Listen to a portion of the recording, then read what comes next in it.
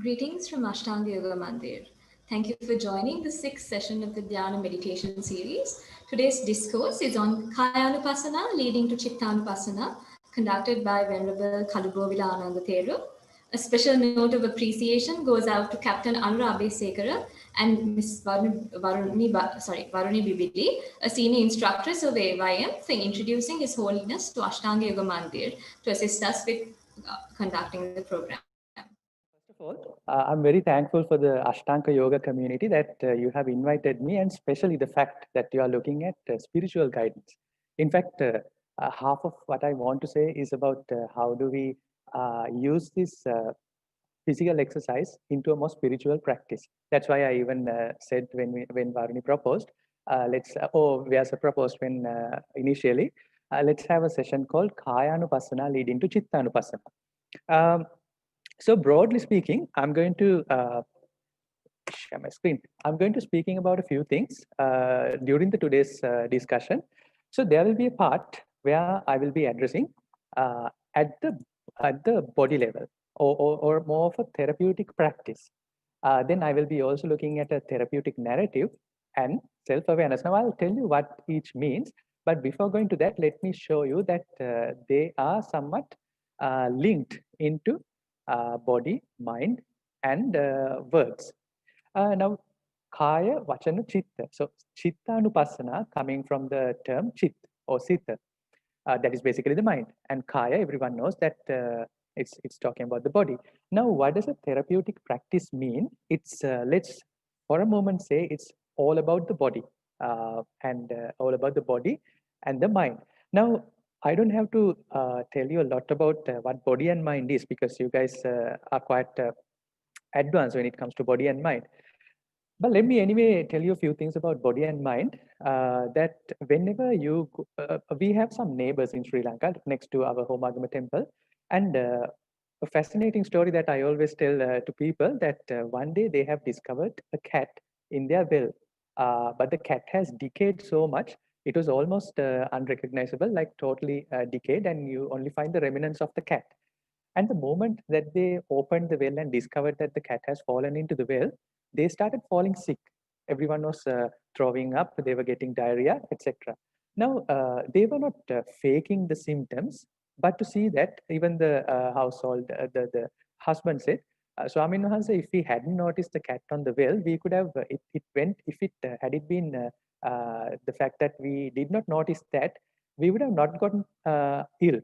We would not start throwing up. We will not be getting diarrhea. So I think that's a fantastic case to show how mind and body is so connected. And also often when you travel into the Far East, especially countries like Cambodia, China, Philippines, you find some items or food items on the roadside that which you don't usually find in Sri Lanka or in that matter for in Europe. For example, you could find this uh, a snake in a stick, where you find a snake on a stick, or you could find this very smelly duck egg, which has a duck inside called balut in Philippines. So you find all this type of meat, and then your body starts reacting accordingly. I have seen many people who are not so adventurous with their food, trying this meat, and they fall sick. And in fact, my mother, who was not a vegetarian from the beginning, but 10, 15 years ago, she became a fully vegetarian person. Even though she cooks for the children, she was vegetarian. And I remember her complaining that when she eats meat, she sort of get allergic. So by all these stories, what I wanted to tell you is that sometimes our body and mind are connected in a way such that uh, a small change in mind affects the body a lot in a very physical level. Then about the other part, which is the therapeutic narrative. Now, every one of us knows what a narrative is. It's basically a story. And in the words or the vachana, the therapeutic narrative, I'm not talking about really a word that you utter per se. I'm talking about your mind chatter, what is in here, that you continuously have a chat. And I'm talking about that chat. And I can help you with a therapeutic narrative for that chat. But most importantly, I really want you to get through my speech the self-awareness part. And suppose that if I'm a doctor and if I have medicine for your diarrhea or for any illness, I could give you a pill. So my pill should be the therapeutic practice or the therapeutic narrative. But what I really want you to do is to teach you medicine.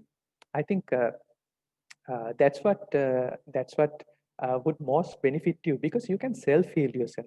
So I will try to introduce a bit of therapeutic practice, therapeutic narrative into my discussion. However, I want to focus much more on the self-awareness part. Right. So having said that, let me ask you a question. Now, you guys are yogis. I'm sure that you guys have been practicing for a long time. And it's, in fact, quite interesting that I happen to be not a pro of yoga, but I do practice my yoga. I have spent some time in Rishikesh and learned the ways of yoga. So it's really interesting that I get to speak to advanced yoga practitioners like you. So let me ask the question, rhetorical, of course, because we can't turn on the mics. What's the purpose of yoga? Why do we do yoga? Now, many of you might have different answers to as to why we do yoga. But let me tell you, when in the beginning, if you look at the beginnings of yoga, Sapta Rishis, like or Brahma Rishis, like Kashyapa, Atri, Vashisht, Vishwamitra, Gautama, etc. Now, when they practiced yoga, it wasn't for merely a physical exercise per se. They were looking at a moksha marga. Now, what is a moksha marga? Two common terms, if you try to look into Indian culture or Indian music or Indian literature, you find the two words karma, moksha, and samsara. Those three are very colloquially used. So the Holy Trinity again. I'm sure that there are many philosophers in this forum itself who would have a better understanding of Hinduism than me.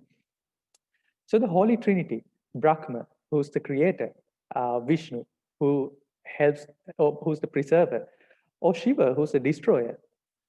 He's the one that I like the most. So you find these deities. So some could say that it's a deity. These are deities. The Holy Trinity is a deity. But another way to look at it is that Holy Trinity could be a phenomena rather than a deity. It's you are free to take it the way you like. If you take Buddhism, in Buddhism, there's this concept called Upachaya Santiti Jarata Anicchata. So what does that mean? Something has a start, Upachaya, and then Santiti, a continuation, a preservance, and Jarata, which changes in its form, which means it's ending from one form to another form. And Anicchata means the continuous change. Now, Anicchata again can be interpreted in many ways. However, I find that there's much similarity to Brahma, Vishnu, and Shiva versus Upachaya Santiti Jarata. And again, when Brahma Rishis were appointed by Brahma, but essentially the Sapta Rishis, Brahma Rishis, they were helping out Shiva time to time. And the story says that Sapta Rishis come and go time to time. So we are talking about the Sapta Rishis in this period. So these Sapta Rishis practiced yoga. Now, when they practiced yoga, you know about the 8 limbs of yoga, the Ashtanga, what Ashtanga means, the Yama, Niyama, Asana, Pranayama, etc., etc. And if you look at Yama, Niyama, Asana, Pranayama, you would find a similarity that it's a little to do with your body, a mind, and something beyond mind and body. And the unison of that is called yoga in eightfold path. Again, drawing some similarities to Buddhism, you find the eightfold path of Buddhism called the Arya Ashtangika Marga. So again, if we look what mind, body, and extra mind and body means to you, let's start with body. So we do a lot of stretching exercises, etc., etc. Now, is that similar to doing a high intensity interval training, which I also do sometimes, which is quite useful if you have to burn your fat, if you have to reduce weight, high intensity interval training. Nothing to do with mind, you just do it. It's sweat, workout, that's it. So are we doing yoga when we talk about why are we a yogi or yogini? Are we doing yoga in that sense, the same way that we do high intensity interval training or whatever the physical training that you come across? Or are you doing in the sense that it's a positive thinking tool or a tool to help your mind? Or when you say body, mind, and soul, is this all about chanting a shloka, sorry, chanting a shloka or continuing a puja? Again, about this aspect of puja, for example, I have seen in India, the real yogis in Rishikesh, how they prepare for the yoga, how they do the yoga. It's absolutely fantastic to look at it. The amount of piousness, the commitment, and how well they prepare for the entire puja, like Agni Puja, where they do at the beaches, the banks of the Ganga river Ganga. So when we say we are a yogini, are we doing the physical part of yoga like we do high intensity interval training? Or are we doing the mind part like positive thinkers or to relax our mind, to relax our, do the shavasana and relax our mind? Is that our objective? Or is the medicine for our soul, is it merely a puja or a shloka? I just want you to reflect a little on that. In fact, if you see the practices of yoga that you will find, like for example, in the ashram in Rishikesh, they had the morning session, and right after at 7:30, we have the satsang, which is a very important part of the yogic lifestyle. And I think right now what we are having is a satsang. Again, drawing a parallel from Buddhism, there are four things which are essential for a person to pursue in his spiritual path, according to Buddhism. And one thing is Kalyana Mitra Sevanya. Kalyana Mitra Sevanya, which means again satsang. You have a discussion with a person who could help you, who could give you feedback, who could reflect on you, who could see the things that you can't see about yourself. For example, if there's a fly right now on top of my face, I won't be able to see that. You will be able to see that. And if I'm humble enough to accept your opinion, you can give me the opinion.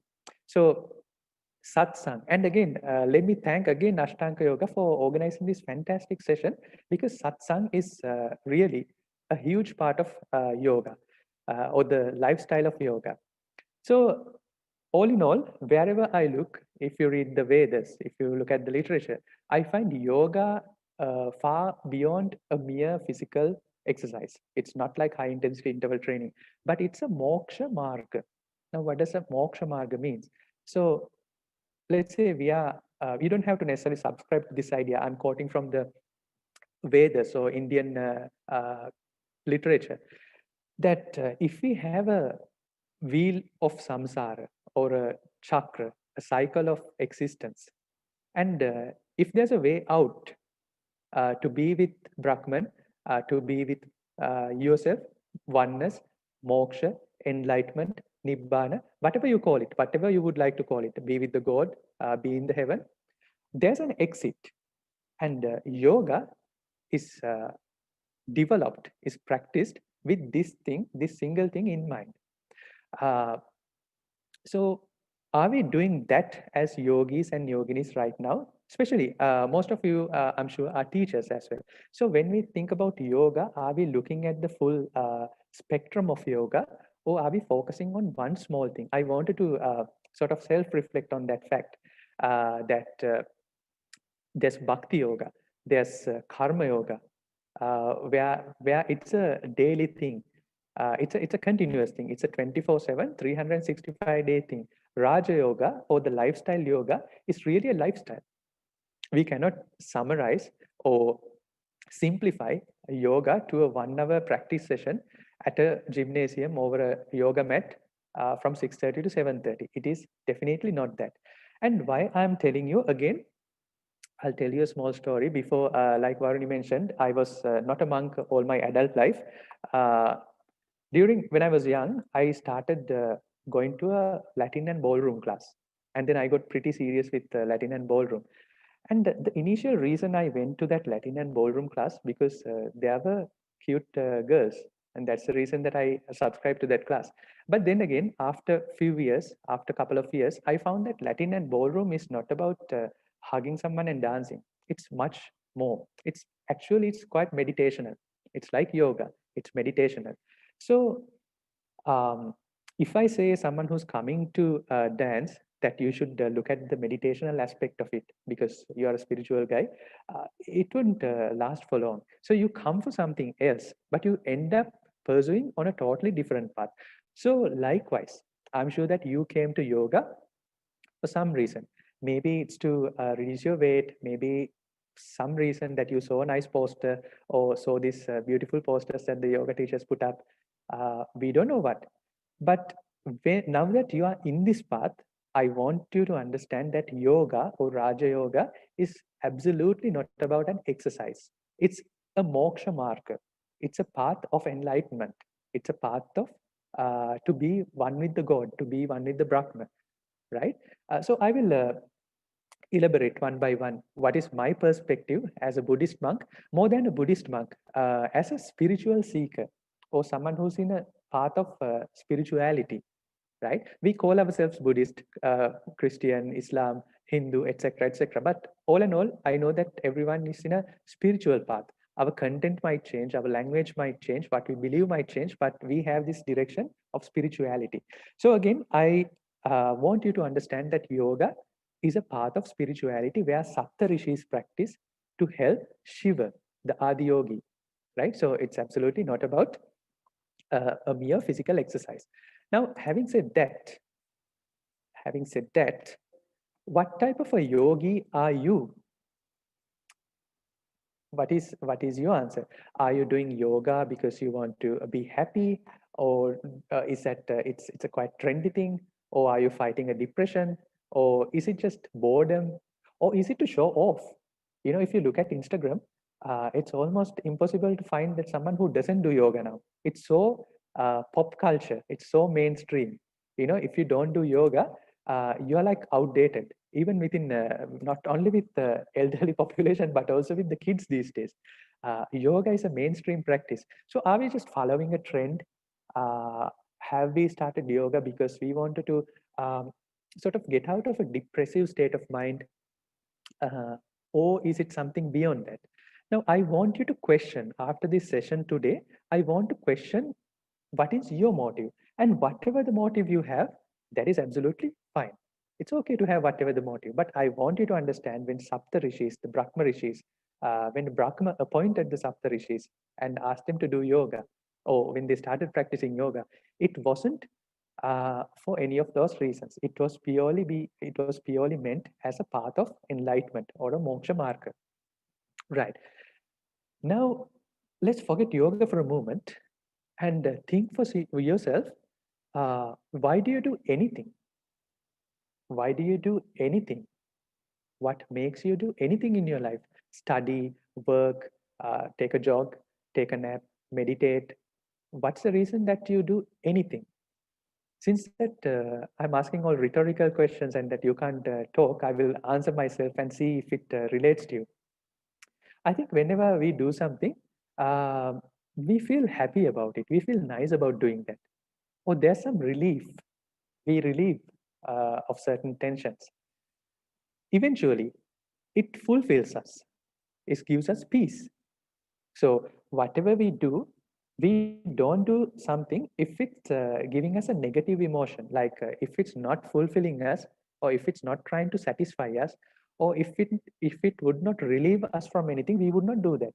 Anything in life, not only yoga, anything. So essentially, we could say in an oversimplified manner, if I may, that we do things to satisfy ourselves, to fulfill ourselves. Now, before going there, now that I told yoga is not about body only, I want you to understand it from a different perspective today.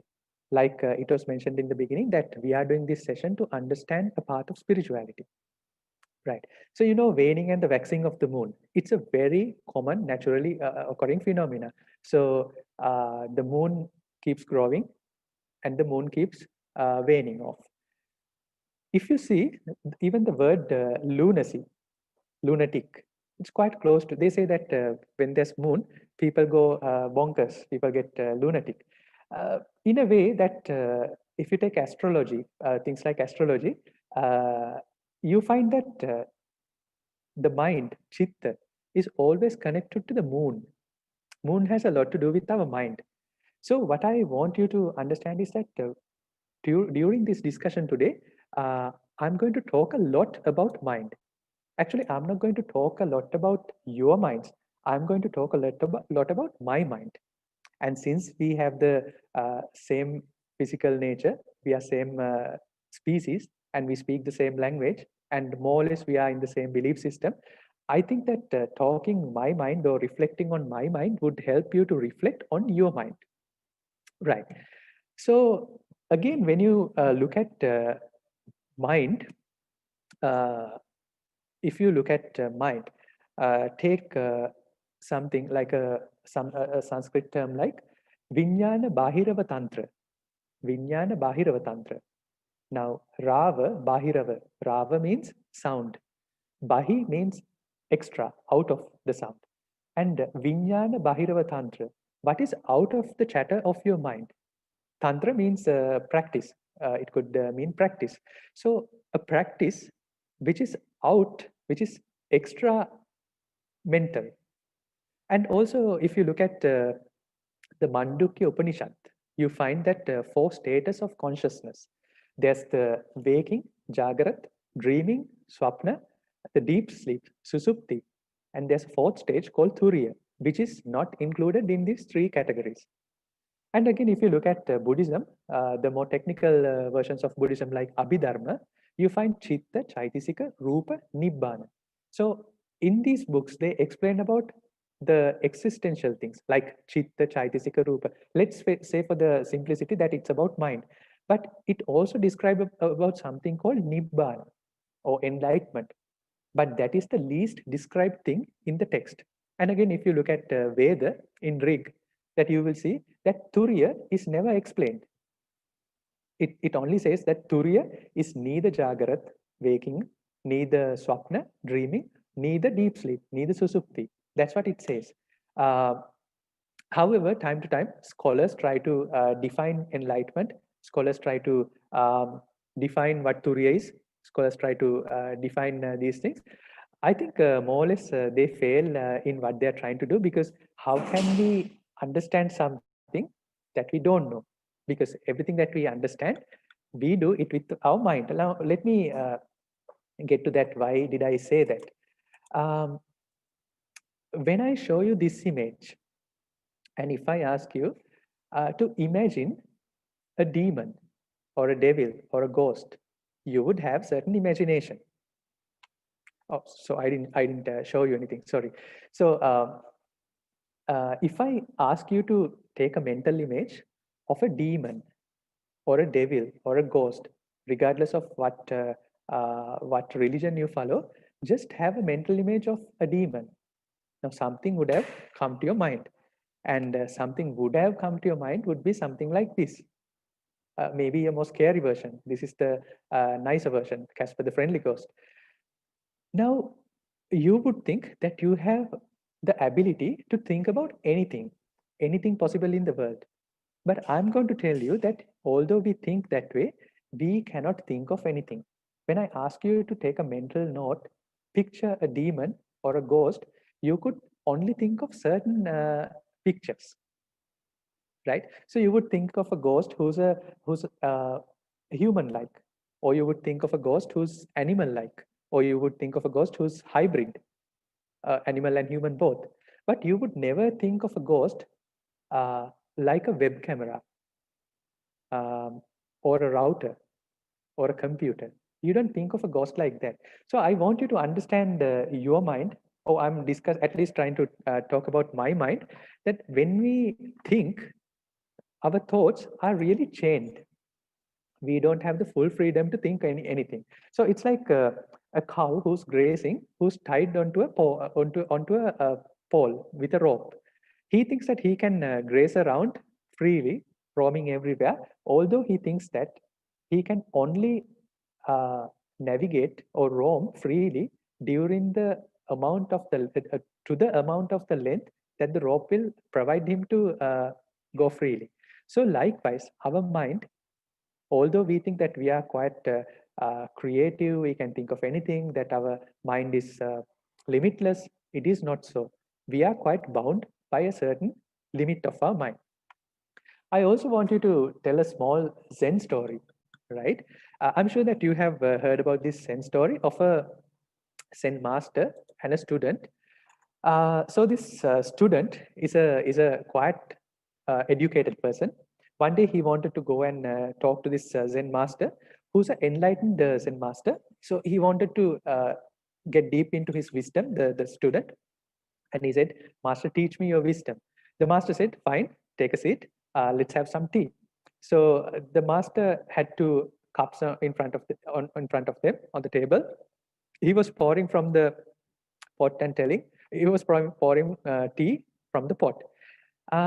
He was pouring so much that the cup was full of tea and it started overflowing. And the student said, "Master, it's enough. You're putting too much tea on the cup. Stop it now." And then everyone know how the story goes. The master said, "See, son, you are also full of yourself.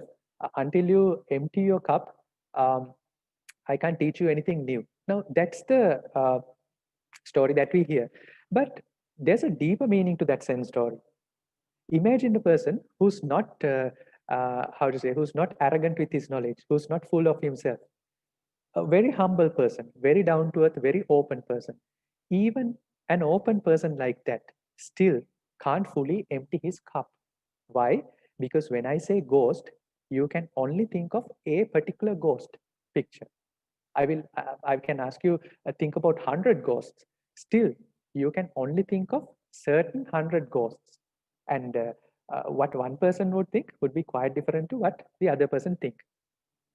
Uh, Having said that, I'm sure that most of you have seen the devil dances in Sri Lanka, like the Hata Sanya. And I think there's some experts here as well in the forum. So if you haven't seen a devil dance, Sri Lanka has this dance where there's a devil who, there's a crew, there's a cast, they come and have this devil dance, and there's 18 uh, masks. They wear 18 masks. So the story is that they represent 18 characters.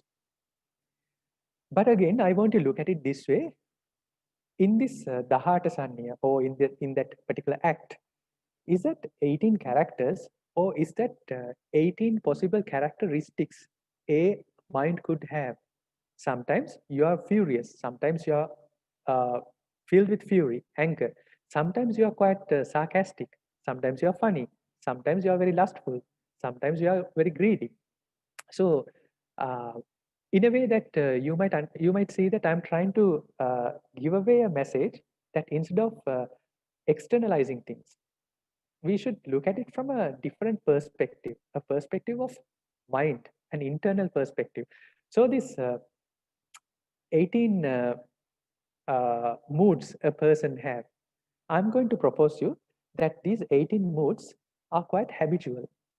In fact, most of the things that you do are quite habitual. They are just habitual, unconscious acts that you do. I'll tell you why. Whenever people come to this temple and whenever they sit in front of me, they sit in a particular way, uh, in a way that it shows respect. Um, and when they see the statue, they always bow down with this. But someone who's not trained that way, let's say some African person, African bushman comes to our temple, he would not sit like that in front of me. He would not bow down in front of the statue. So he acts in a different way. And every action that you have, isn't it somehow habitual? Now I'll elaborate this point. Sometimes when we don't, during the corona, during the lockdown, when we didn't, when the temple was closed and we were not receiving alms, our food basically, we were cooking. And during cooking that we had to move, I was moving a pot from one plate to the one cooker to the other cooker. And then I realized something. I had an epiphany that sometimes there's a way that you react to hotness or temperature, right? So the immediate reaction would be you take out your hand involuntarily, and uh, basically that would be the immediate reaction. But again, if you look at it closely, if you don't succumb to your habit, but you look at that act in a more mindful manner, you will see that temperature has nothing to do with that reaction. Because you can see this tonight at your dinner, the hand perceives temperature much more than our mouth perceives temperature.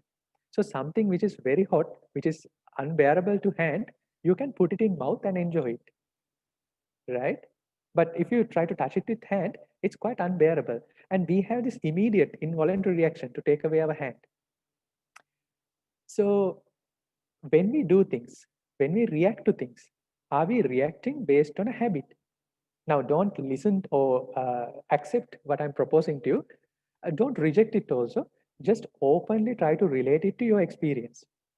I'll tell you another incident which happened about a year ago. I had to extract one of my teeth, one of my tooth. It was giving pain, and then I went and wanted to extract it. So I told the doctor, doctor, I wanted to do Vedananupassana, which is a meditation. Right? I said, doctor, could you perform the surgery without any anesthetic drugs? The doctor said, look, Sadhu, I'm governed by the Hippocratic oath. I can't do it to you. I will have to give you painkiller medication. So he anyway did it. And then I said, okay, I would not like to, could you not give me the painkillers? He said, no, I still have to give you, but it's up to you. You cannot take painkillers. So what I was really doing is that I took the painkiller, and then I was looking at after the anesthetic wears off in 2 hours, it starts paining. So it's somewhat you could say excruciating pain. Uh, but then what I was more interested is to see how I am habitual with my pain, right? Um, Now, when you have a toothache, especially, or a ear pain, your natural reaction would be to be quite irritated, right? So if you can sort of look at this as a personal experience and see that pain is one and you being irritated is only a habit. Pain doesn't have to necessarily reflect as irritation. I'm sure more than for men, women would know about these things more. When you have menstruation, sometimes you have these pains, and you're also quite moody. You could say that it's hormonal, but sometimes uh, we react to a pain from a different part of our body or different part of our mind. So our reaction is based on a habit. And again, let me tell you, that's why when you want to eat a cockroach or eat a snake in a Far East country, that you're so disgusted about it because it's not your habit to do it. Your habit is to eat chicken or to eat vegetarian, right? So we have these habits even for our thoughts, even for our emotions. For happiness, there's a certain habit. For fear, there's a certain habit. When we see a thief, we are disgusted. Or when we see theft, why is he doing that? When we see our mother, it's about warmth. It's about caring. When we see our boss, could be a little bit afraid. So whatever the emotion that we have, one thing to start with, it's quite limited. It's limited by the amount of things that we know. Although we think we can think of anything, there's only a range of things that we can think of, and within that range, we have patterns, we have habits. So I'm still talking about our mind. And again, I don't think I have the time to talk too much about habits and how habits are formed, how habits are in action. But let me take you through a small example. That suppose that you are in a lockdown, and during the lockdown, you might have had a small kid, a teenager. Early in the morning, he or she wanted to play club music, this bouncy club music, and the mother or the father, who's a classical person who listens to Beethoven or Andrea Bocelli or to Gayatri Mantra in the morning. You are supposed to listen to Gayatri Mantra, but then this kid plays a um, techno beat, right? Electronic dance music. And that particular music, I want to propose you that it's neutral in nature. But your habit is not neutral. Your habit is quite judgmental. Your habit says, I should be annoyed with the fact that my kid is playing club music early in the morning, which is the time for Gayatri Mantra. Right. So let me show you another thing that yogis practice. which are the chakras and the chakra opening.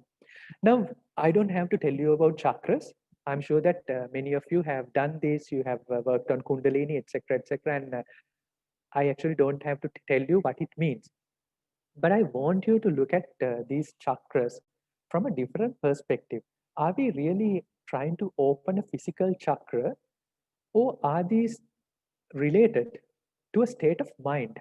For example, the Muladhara chakra or the root chakra, which is the greed for food, greed for money, greed for career, that type of a drive that you have. It's not a bad thing. Let me say it's not a bad thing. It's just the way it is. And the next chakra, which is more about sexuality and pleasure, the Swadhisthana chakra. And then the Manipura chakra, which is about your social strata or the power. They say, the yogic says that the first three chakras are quite materialistic, and the next four chakras are quite spiritual. So the fourth chakra, the heart chakra, that's where you start becoming compassionate, more self-accepting. Now, again, I don't have the time to go by these details one by one, again, what my interpretation of this, but you might see that these chakras represent or respond to a particular mind behavior. I don't know if you have seen this a person called Maslow's pyramid of hierarchy.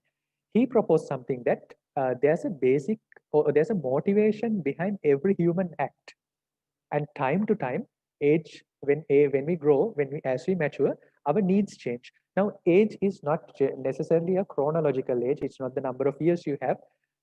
Someone could be stuck in one stage forever. And again, I'm not saying it in a being stuck in one place as a negative, in a negative way, but it's the way it is. I want to show you as it is.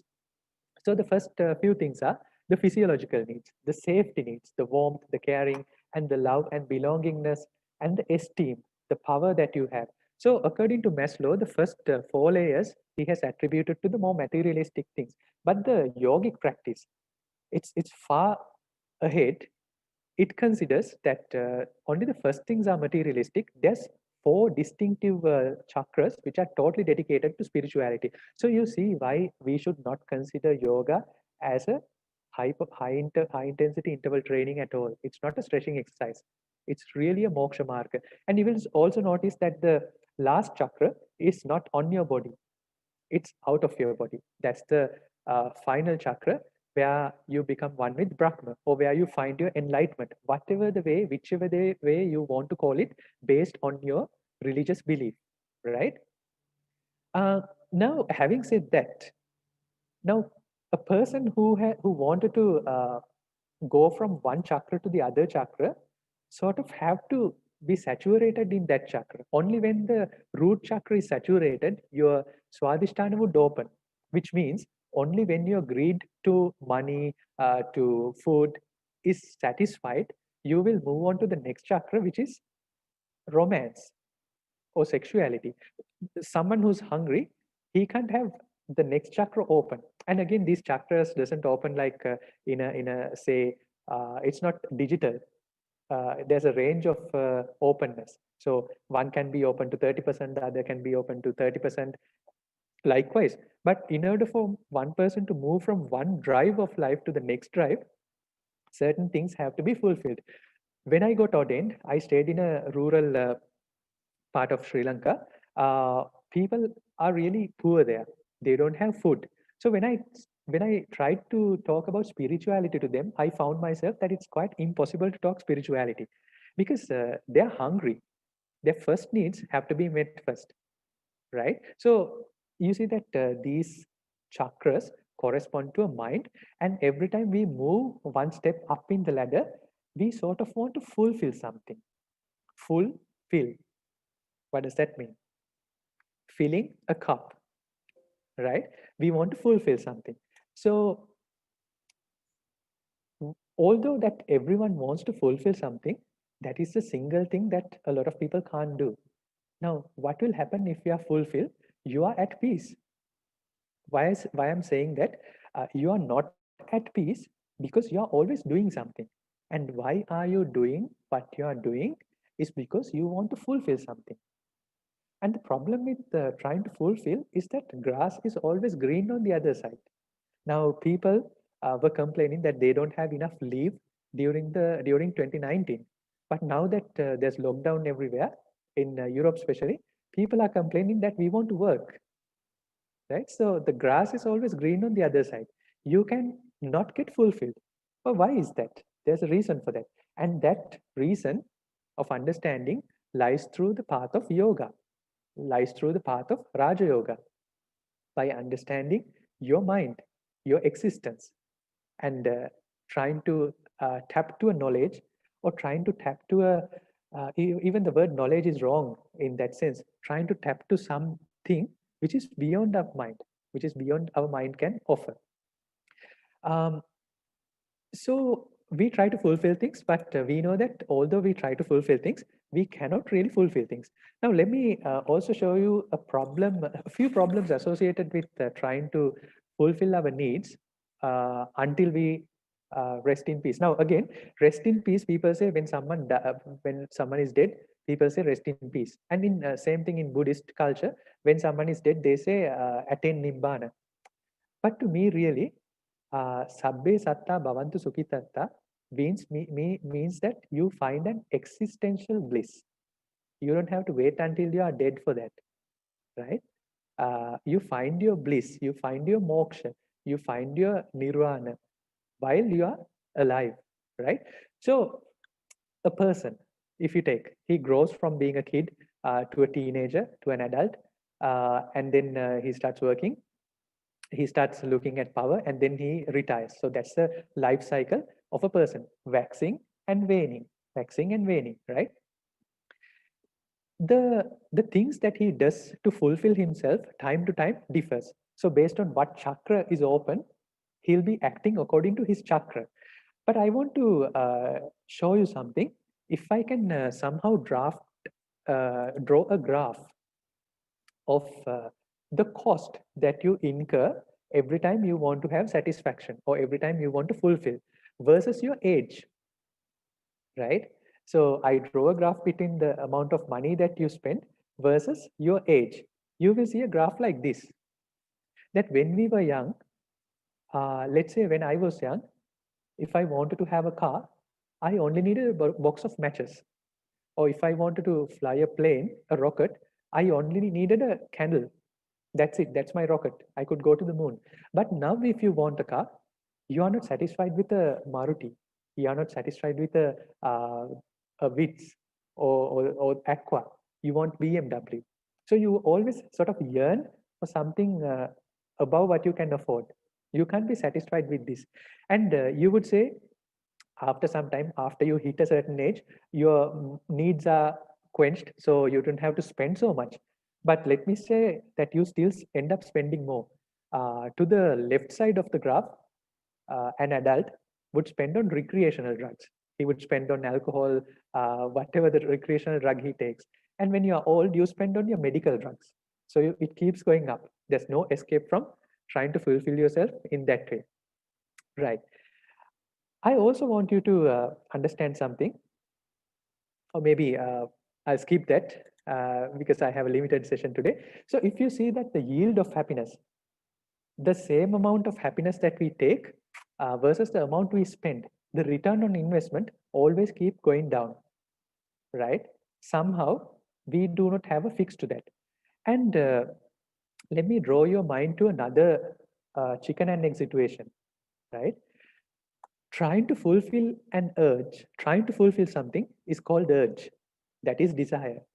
And achieving that desire gives you pleasure. Now follow me.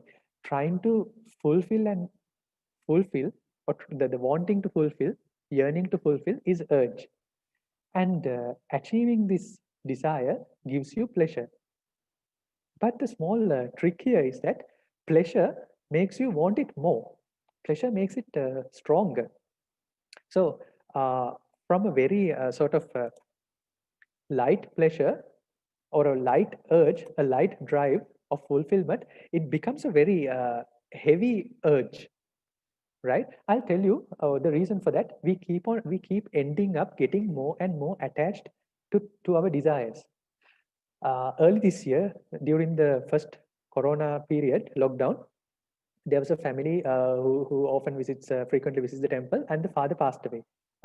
They had two kids. One kid was 1 year, the other kid was 3 years. So when we went to the the funeral rituals of this person, I saw that the young kid was quite happy. He was so happy that so many people are gathered, and he was playing under father's coffin. Now, how can he do that? He is also attached. He is somewhat attached. But 2 months of your absence, 2 days of your absence, he can move on because he is not that attached. And all the other members of the family, the wife, the relatives, they are really saddened about this loss. So you see that desire or urge is the single thing that we live for. That is our hope of existence. We always live for the future. We do things for the future. It changes from time to time, but we still live for the future. Now, having said that, I also want to show you another tricky aspect of our mind. Although we say that it keeps increasing, like in a, how to say, a vicious cycle, that more desire we follow, more pleasure we get, but it also makes our desire stronger. So we end up going from a small thing to a thing that which we have to spend lot more. But it's not the case all the time. You know, the good thing with the universe or Brahma who created it or whatever, that there's a existence or there's a suffering and then there's a bliss also. So universe is quite, it's quite equal in that sense. It's not totally bad all the time. Wherever there's a samsara, where there is a wheel of existence, cycle of existence, there's also a path out, right? So our mind has this ability that our urges die away naturally sometimes, right? They have a beginning, they have an ascent, a descent, and an end. Eventually, what we are left with, the change. Haven't you noticed that? You loved playing cricket when you were really young. But where is that passion now? It has took its natural course and it has died. Take a relationship. I'm sure you must probably had more than one relationship in your life, in your adult life. So sometimes you are in this infatuation. It peaks, it waxes, and then it wanes off. And what we try to do is we sometimes try to flatten the curve like we do with Corona. We don't want it to go through its natural course. We want to flatten the curve and we keep hanging on to our chakra or wheel of samsara. Now, where does this all end, right? Or how can we can put an end to these desires? I will show you a few people and briefly talk about these people. The first guy on the left is Avicii. I don't know if you know him. He passed away. He committed suicide in 2018, I think. And the guy on the right is James Packer. Probably Sri Lankans have heard of him. He's a Australian business tycoon, um, a business mogul. He stepped down from his businesses because he was too depressed. Now, if you look at both these people, whatever materialistic gains that a person can get, they have gotten it. They have gotten the money, they have gotten everything. And not only money, a person like Avicii received so much love from his fans, from people that loved Avicii. People even still weep today, to date about Avicii. Right? So he has received so much love. He has received so much of fame. What more a person could have? So when he exhausted his drives for existence, he committed suicide. I'm thinking, I haven't met any of these people, but out of what I hear on internet, I think it's the same case for James Packer. But how did Bill Gates and Melinda Gates or Elon Musk are not getting depressed like that? Now, Bill and Melinda, very benevolent people, they started this Melinda and Bill Foundation to eradicate poverty from the world. Of course, we know while it's an extremely good act, it's a very good act, that it's not a practical act also. You cannot in your lifetime eradicate poverty or hunger from the world. But having said that, it's really a good thing that what they are doing. Same with Elon Musk. He wants to save the human civilization, And the way he thinks he can do is it by putting a colony of human species on the planet Mars. So his company SpaceX is working tirelessly throughout the year. Even this year, they have spent so many shuttles, not to Mars, but they were testing. So Elon Musk wanted to achieve something which is beyond his lifetime. He probably won't get to see a colony in Mars. Bill and Melinda won't see poverty and hunger eradicated from the world, but that keeps them going. That keeps you hung or attached to this existence. But if you're Avicii, you will run out of your option, and the only option which seems that you could do is to commit suicide.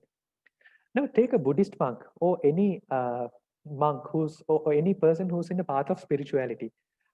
Are they depressed? Are they suicidal? Or are they looking at this whole thing from a different perspective? Now, I'm not going to say how a spiritual person is not committing suicide, but also have not exhausted his threads, but he's still existing, right? You could say you can come into a path of spirituality if you are really fanatic. If you are quite fanatic and if you want that, now that could be your drive. Or if you are quite pious, that piousness can keep you on that track. But I speak for myself. At least in the theory of Buddhism or the practice of Buddhism, the first thing that you try to look at is the drives that you have, the core drives you have in the bottom of your heart. And if you have a drive even to become enlightened, that is still a desire. You could say it's better than the desire of trying to kill someone or trying to steal something, but it is still considered a desire. So someone who's enlightened, someone who's in a path of enlightenment, does not necessarily have a dream like that I want to put up a colony in Mars, right? So it's somewhat different. So that's another aspect of our mind and however natural urges come to an end, right? I would also like to draw your mind to something that I was talking about, these urges, desires, and also that you might notice that these desires are quite relative. Now, what do I mean by that? It's so relative that it changes with age. Whatever you liked when you were 5 years old, you don't like it anymore. Whatever you like this morning, you don't like it by 7:30, right? And over the time, these keeps on changing. But what you don't know is that while you have that urge, you think that's the most important thing in the world. And then you stress so much, get stressed out so much on trying to achieve that desire, right? It's like you draw a mental image with a lot of colors because your mind has so many, you have the ability to draw in so many colors. You create a mental image on a mental canvas. But the property of this mental canvas is that it falls under this curve. It waxes and it wanes off, and the slate gets cleaned on the following day. Right? It's almost trying to a fish trying to draw something on water.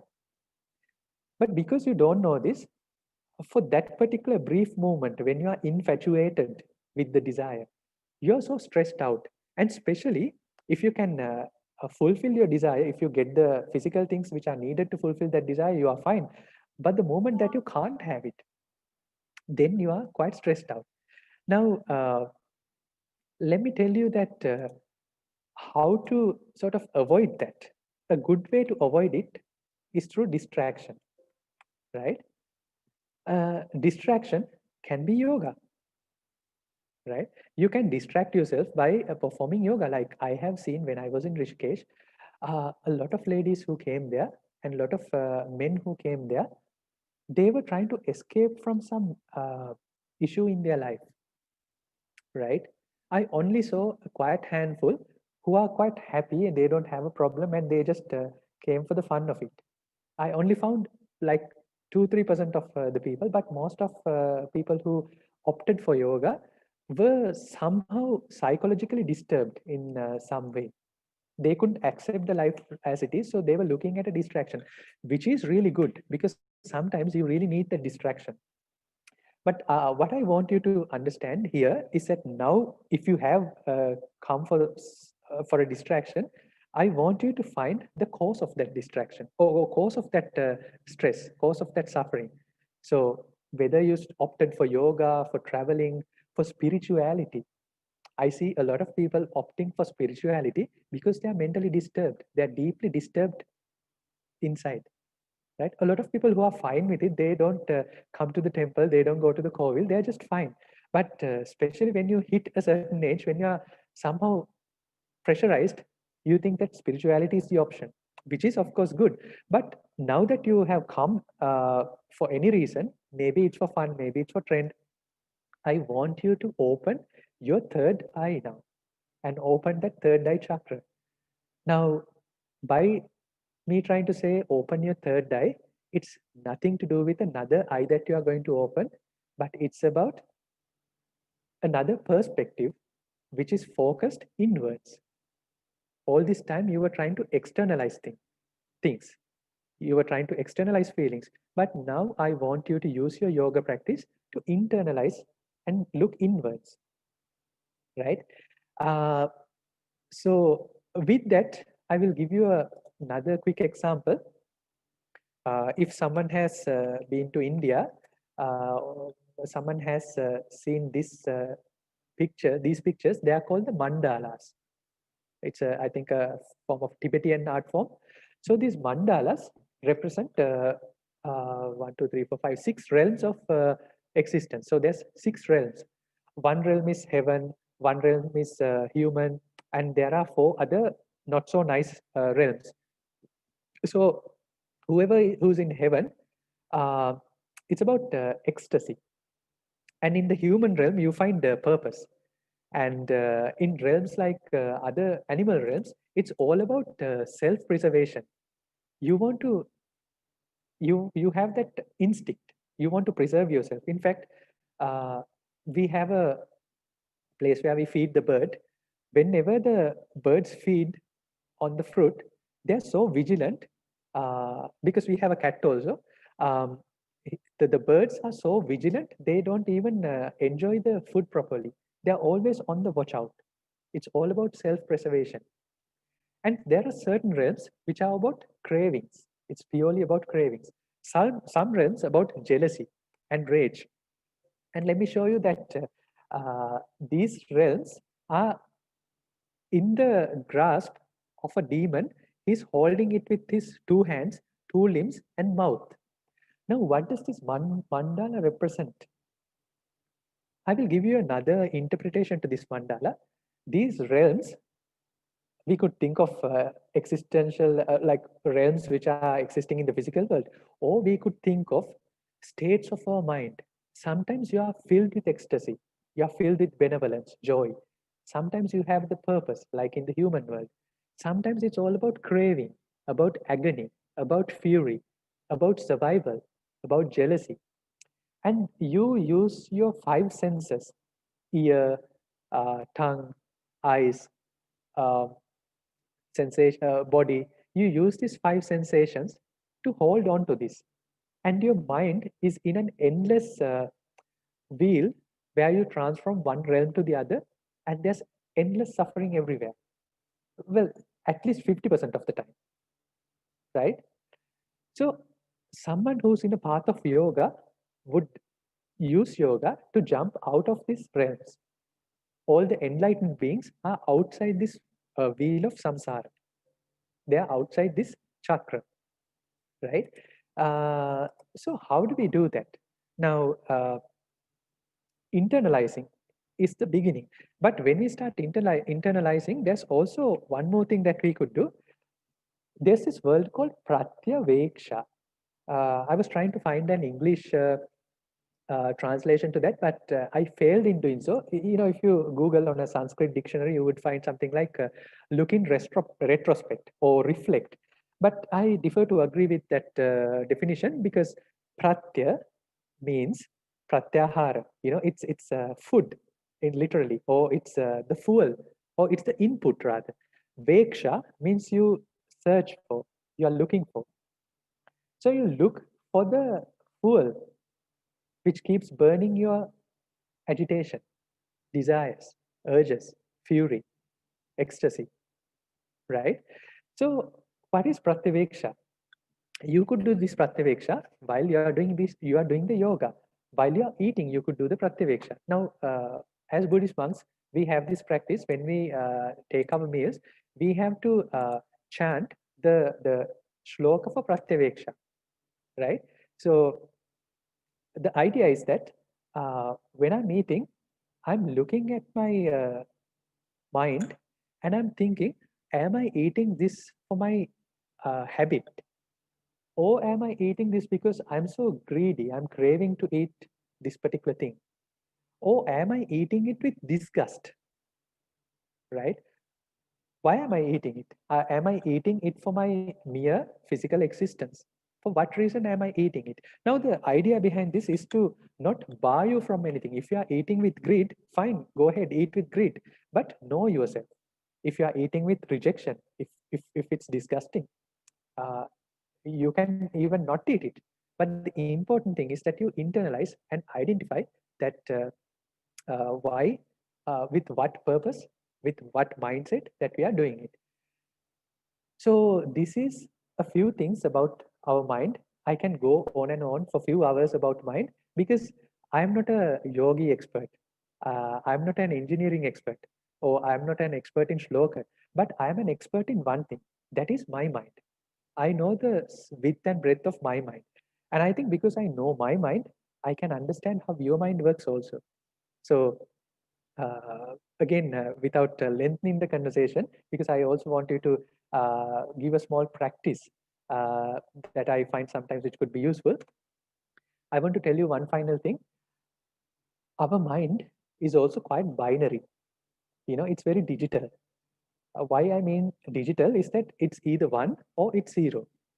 We only can see a single thing in a way that whenever we look at something, we can only accept a single outcome. We only see one part of it. We don't see the entirety of it. And life or the universe, like a coin, it has two sides. It always comes with two sides, right? However, since you don't know that universe has these two sides, you enter into an agreement with the universe with a certain indemnity, right? You don't read the full clauses of the indemnity like when you read the insurance.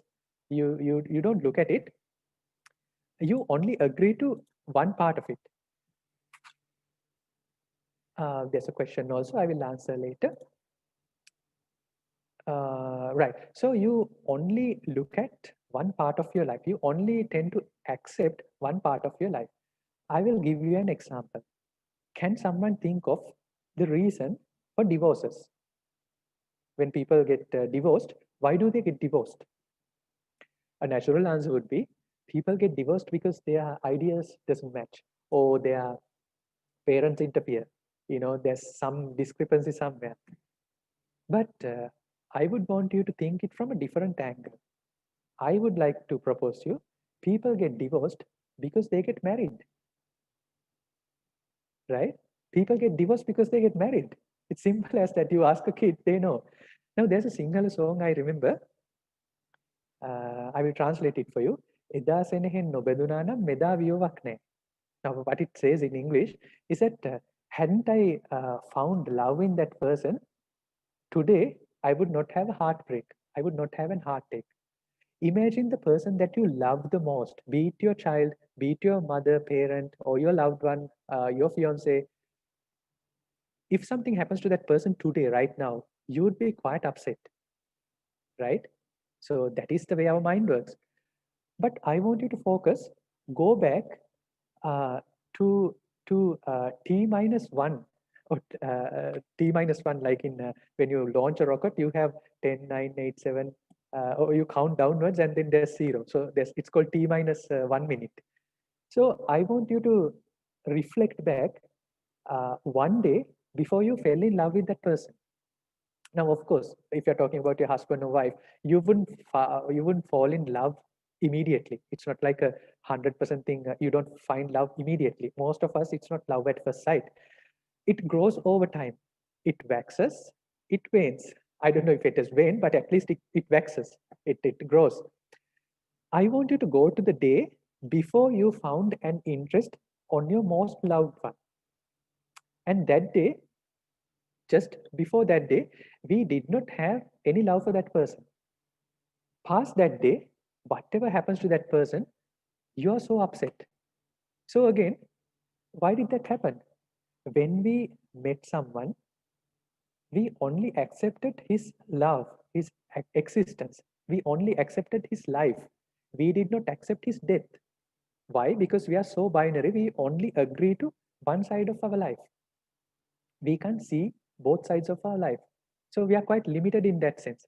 Whatever I say, you will also only hang on to one side of it, right? So that's why I wanted to sort of indemnify indemnify in my speech that since your mind is like a pendulum, when I talk about uh, the negative aspects of desire, you will start to go away from desire, and then you would end up going towards aversion.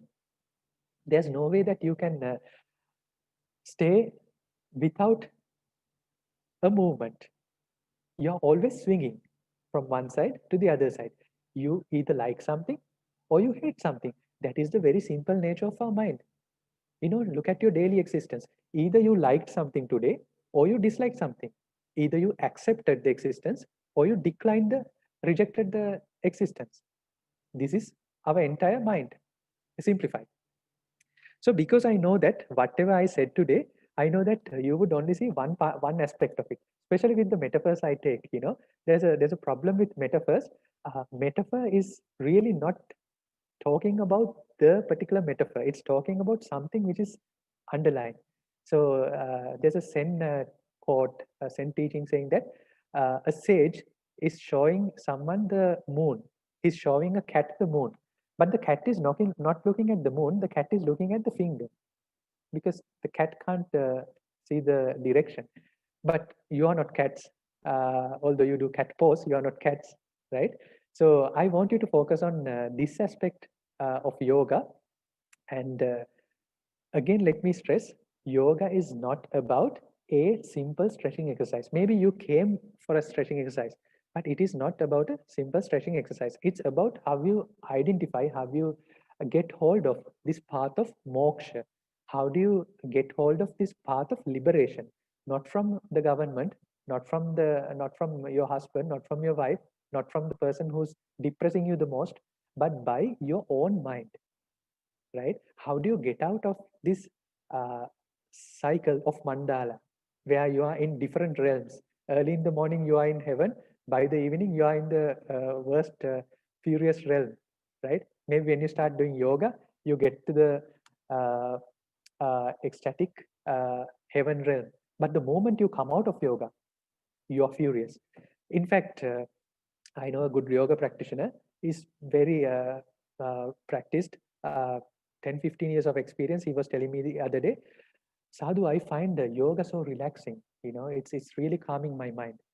But Sadhu, the moment I roll my mat and go out of these premises, and when I start driving, it gets so cluttered. I want to kill some people, right? So sometimes we get into yoga to soothe our mind, calm our mind. But whenever our mind is not in the yoga mat, it gets agitated, right? And again, why? Even this morning, someone came to meet me. He was telling me, Sadhu, please teach me a way how to keep focus in our mind, or how to make the mind still. I said, look, I can lie to you, but one thing for sure, what I can tell you is that you will fail and you will be suffering. Why? Because a still mind is only one part of our existence. We have a still mind sometimes on the yoga mat, and we also have an agitated mind. Life, existence is both, right? But if we only want to hang on to, or if we are only desirous of one part, we would not accept the other part. And when that non-accepted part hits us, we are upset, right? So with that, I will try to come to a different topic. Now I was talking about mind a lot. which is nothing related to meditation. Now, this sadhu was, Kalubila Anandathero was supposed to talk about meditation. So where's this meditation that you promised, right? I will take a couple of minutes. I hope I'm not exceeding on my time. I will give you a simple practice, right? This practice is somewhat Nada yoga, which you do with sounds, right? So the idea of this practice is that before going into that practice, I want to share a small thing. Now, there are two ways that we can have our hands. We can have the palm face downwards and face upwards. We are behind time. So what we would do is we would maybe since I talked so much about mind, I might not want to. Oh, please do not worry about time. I'm sorry. Supposed to finish by 7:45. Okay. Okay, so I will anyway quickly tell you, otherwise you'll be desirous about what was this meditation, and then you'll be thinking about it the whole time. So, okay, I wanted to talk about two positions of our hand, the pronated position and the supinated position, right? Now, you do yoga in this mudra, right? Which is a supinated position, not a pronated position. And if you take the word pronated, prawn, you know, it's like you are prone to something. You're susceptible, you're vulnerable, you're downward. Supinated in German, it's super, it's good, right? So we always, when we do yoga, we keep our hands in the supinated position. So I don't need to tell you about why, but I wanted to understand you why these Sapta Rishis, why Rishi Vashishta, why Rishi Bharadwaja, they told you, ask you to do it this way, and how it is connected to our mind. I wanted to look at it more critically now, without just following a practice, right? Evoke your critical thinking. I also wanted to tell you something that the sound ah, if you look at any alphabet, A or R, Sanskrit, Pali, A comes first. So it's like the first thing that you utter in the morning. You yawn saying ah, right? But the word ah can be spelled or can mean few things. When you're depressed, you say ah. But when you are excited, you say ah, with an inhale. And when you're depressed, when you're excited, right? So the practice what I want you to propose is that you look at, oh, hang on. I want you to practice this very simple exercise of Nad Yoga, which is all you need to do is keep your arms in a supinated position and utter the word It's very simple, right? And you take a deep inhalation, you inhale deep, and don't focus on exhalation. Forget exhalation, and just say in any musical note that you are familiar with. Just say which is a very natural sound, right?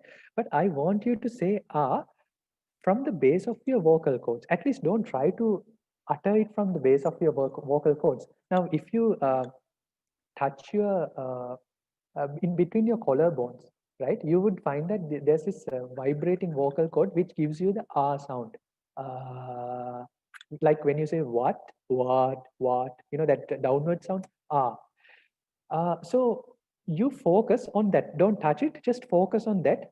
So deep inhalation and exhalation with you don't look at exhalation. You do it for 3 minutes, and then the next 3 minutes you do this. You take a deep inhalation, inhale deep, forget exhalation, but now you close your mind and you don't try to utter a word right? Just don't say but say mentally. Even if it's okay if you release a sound, mentally, right? So earlier we were opening the mouth and saying the vibration of now the is really mental, right?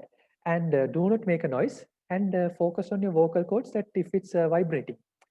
So do this for 3 minutes again. So this is the third part.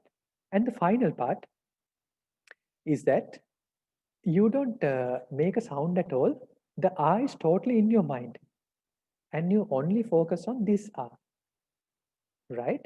Listen to the mind.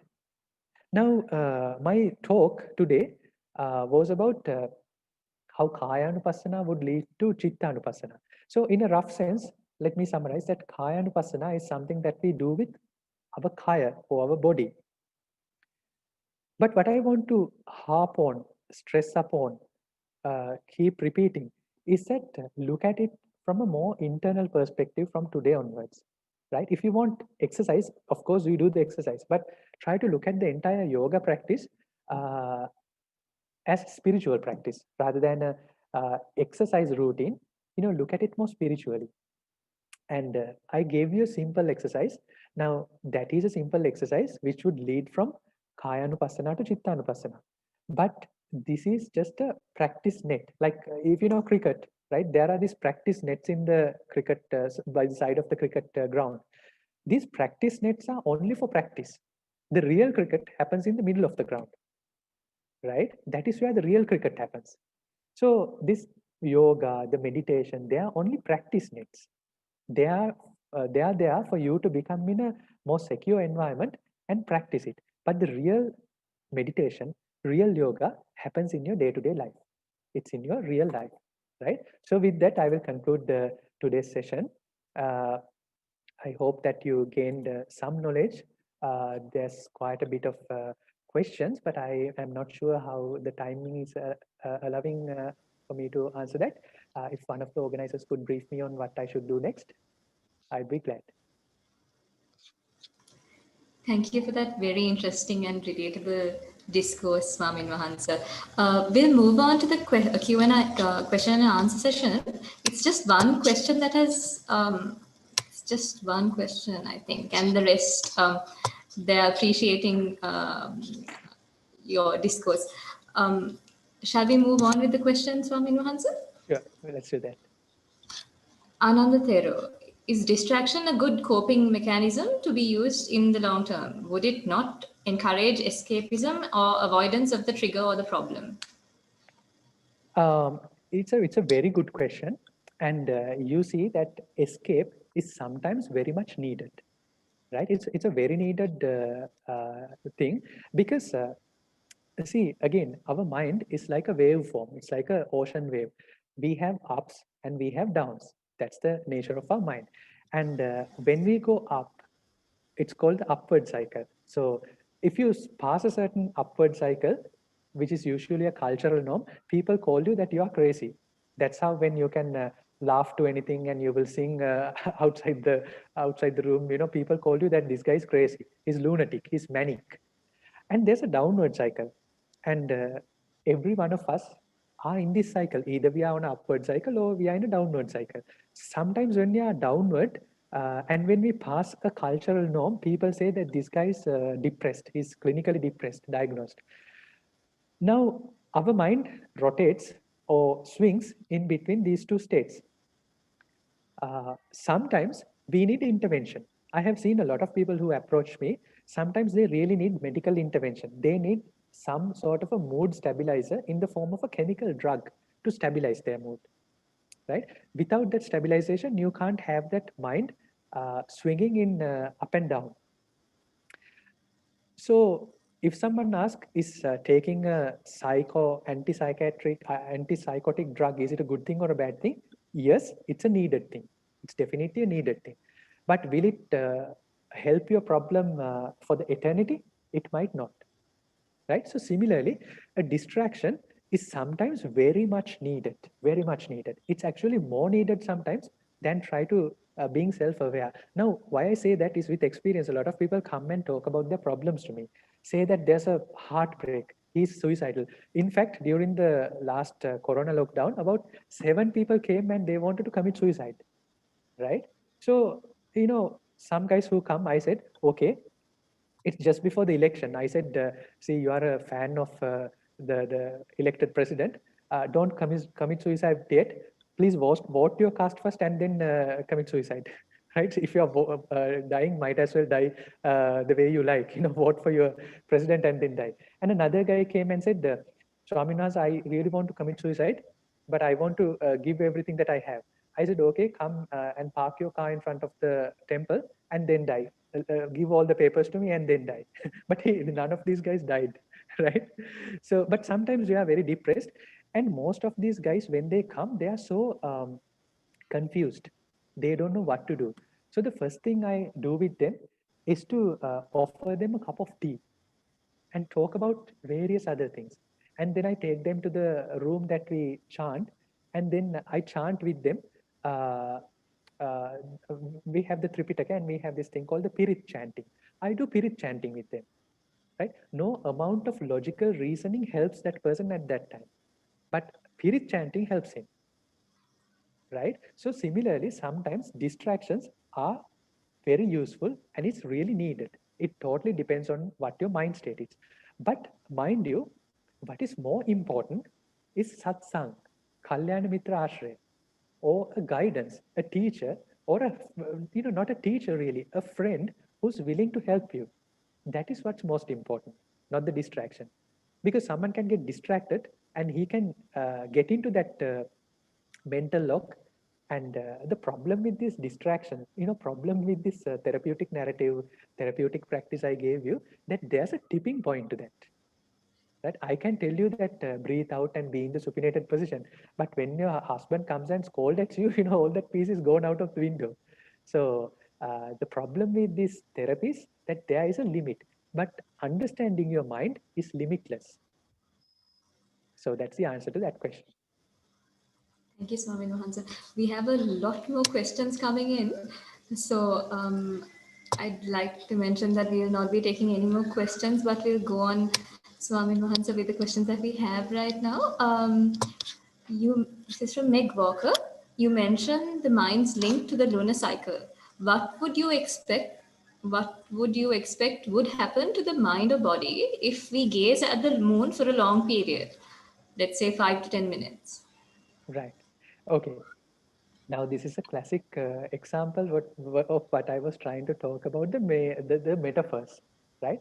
I only meant the lunar cycle is similar to the cycle in the mind, right? Because it's quite normal this happens. There's a lot of ambiguity because half of the things that I want to express is inside me. So I'm assuming that you also know that, and that's how I'm expressing these things. So that's why again and again, discussion, what you're doing right now, is the thing to get out of these confusions. I really don't know what will happen if you look at the moon. In fact, I have a friend who's in UK. She does this ritual with the moon. When there's a new moon, she stays fast. She's on a fast, and then she looks at the moon for the entire period at the Stonehenges, at the physical location of Stonehenges. She's in UK. So you tell me, I don't know what really happens, but what I was trying to say is that our mind has a cycle which is similar to the moon. And sometimes these words come out because there is some reason. Like, for example, the word lunacy is related to the moon. It's a known thing that people get a little extra snappy or crazy when there's moon, right?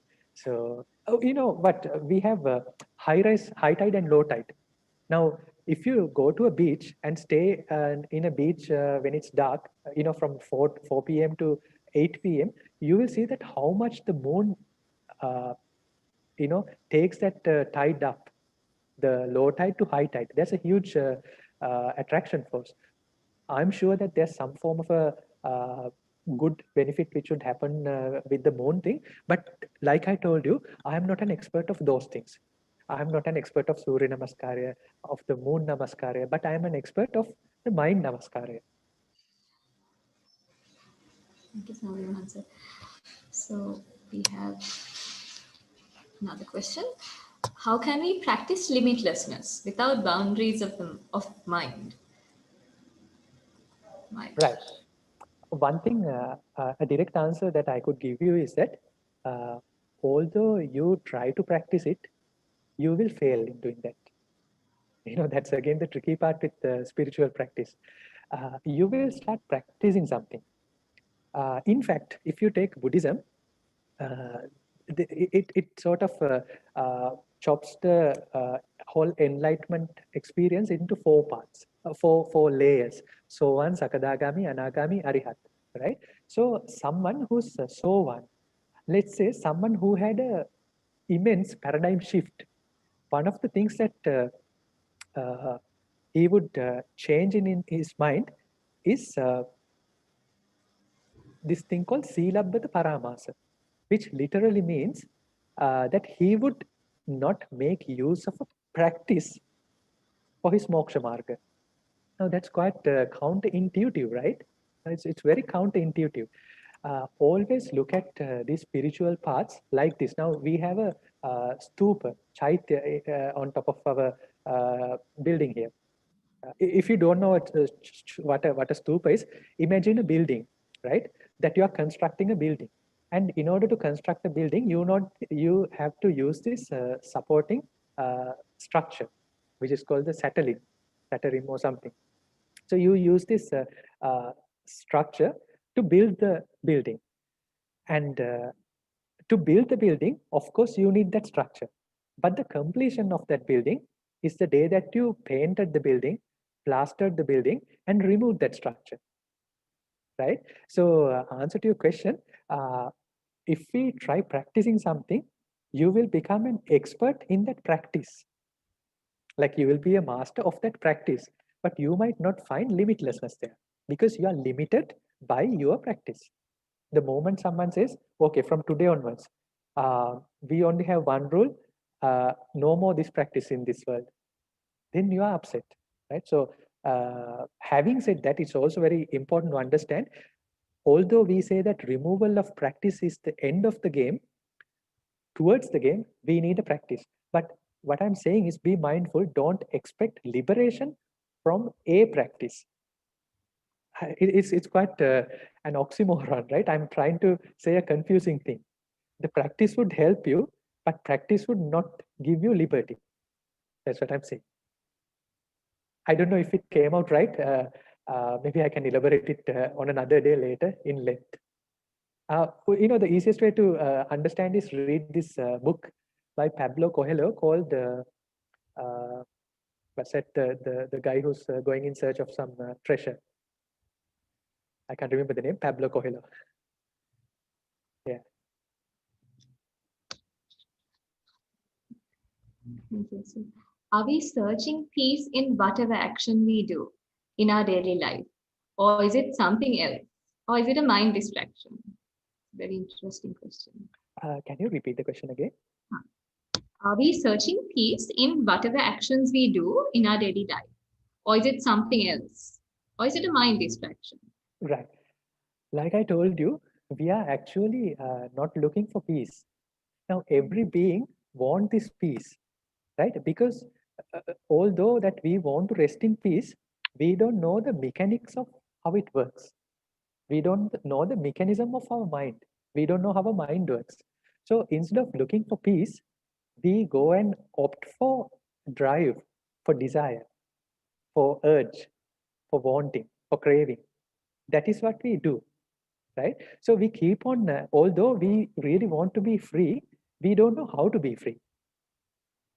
But if you ask anyone, if you ask a Buddhist who comes to this temple, anyone would say, Swamin Maharaj, the only thing I wanted in this world is to become enlightened. That's all. And if you ask a Christian, they would say, the only thing I want is to be in the heaven. If you ask a Hindu, one thing that I want to do is to be with Brahman. But what I'm proposing to you is that although you say that, that is not what you really wanted, right? It's very simple. I ask you, if you really want peace, why don't you come to the temple and be in a spiritual path like me? Leave everything away. At least don't come here permanently. Come here every day. Then he would say, Sadhu, I don't have the time to do that, right? But then I say, it is not time that you don't have. You don't have priority. If you have priority, if you really need it, you would find your time, right? So it's not a matter of if you have time or not. You don't have priority. But again, if you look into the deep aspects of mind, it's really not the priority that you don't have. The one thing that you don't have is faith. You are not sure That's what you don't have, right? Although you say that I want to attain enlightenment, you are not sure of attaining enlightenment. That's why you don't take it seriously. That's why it's not a priority. Although you say Brahma, Vishnu, God, heaven, most of you are not sure. Now you might say, Sadhu, why are you saying that? We are very sure about it. But it doesn't reflect on the time. This person who came in the morning, he said, absolutely nothing that I want in my life. I only want to be enlightened. Then I said, come here tomorrow morning because I have to go to lunch now. He said, no, I have to work. Oh, I have to do something. So that's what I'm talking about. So faith is the critical pillar stone of this. Now, faith doesn't necessarily have to be right also, right? It can be something totally wrong. In fact, there's this character called Angulimala in the Buddhist stories. Angulimala became an enlightened person after listening to Buddha, but he, before doing that, he was under a different guru, and that guru asked him to make him a necklace of 1,000 fingers. So you have to chop off one finger from each person, kill basically to chop off, you need to kill that person. You take one finger and create a mala of 1,000 fingers. Now that Angulimala was looking for the 1,000th finger. He was at the 999th. And then he was going to kill his mother to cut off that finger. And then Buddha met him and told him a few words of wisdom. He understood it. Why? Because whatever he did, he had utmost faith. His faith wasn't wobbly. He had utmost faith to his guru. There are immense stories like that. So again, to your question, look at your faith.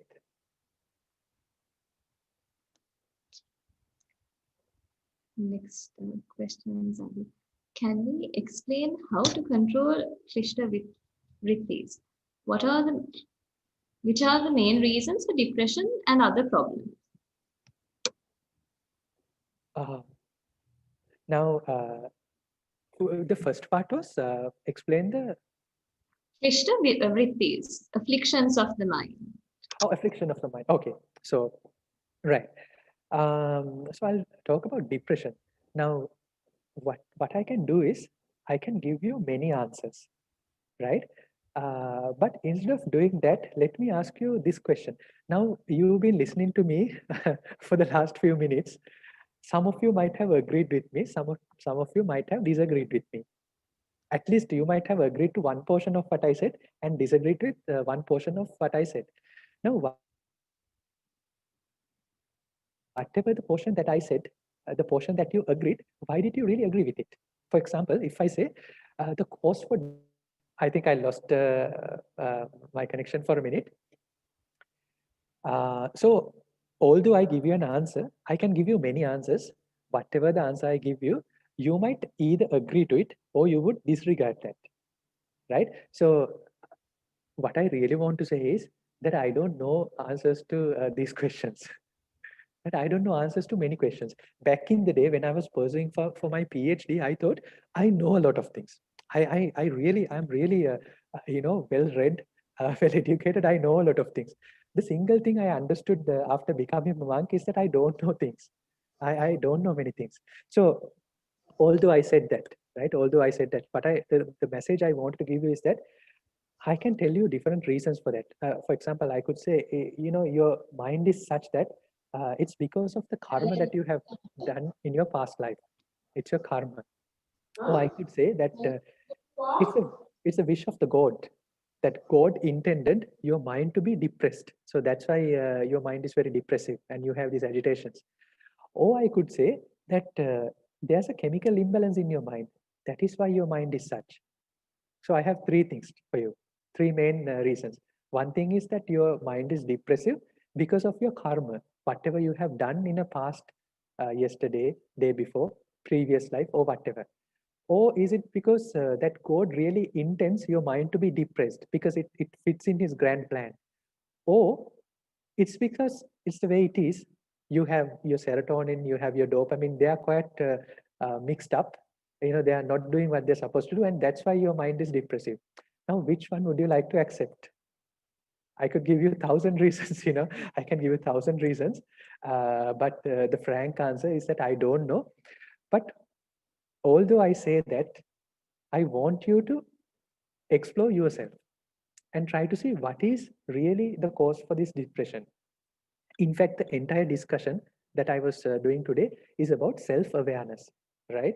I can help you with discussion. With discussions like this, of course, we can help each other with satsang, right?